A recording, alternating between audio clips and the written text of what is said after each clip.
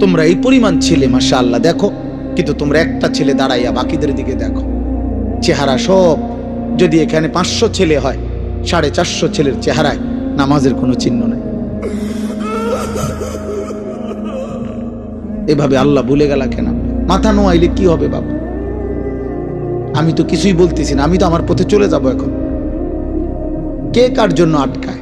আমার জন্য আপনারা আটকাইবেন না, আপনাদের জন্য আমরা আটকাবো না। সবাই সবার মতোই দুনিয়া। হাসলেও রাত ভোর হয়, কাঁদলেও রাত ভোর হয়, বাসর রাতও ভোর হয়, ফাঁসির রাতও ভোর হয়। তাহাজ্জুদের যে সেজদা করে তার জন্য ভোর হয়।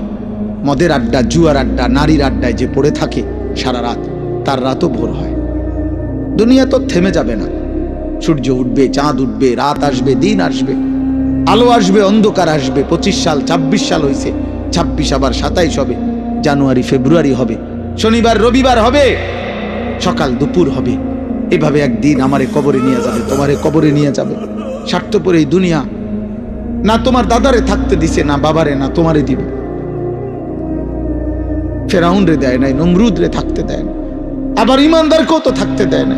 দুনিয়াতে আব্দুল কাদের জিলানিও থাকে নাই, ফেরাউনও থাকে না, কেউ তো থাকে নাই রে বাপ।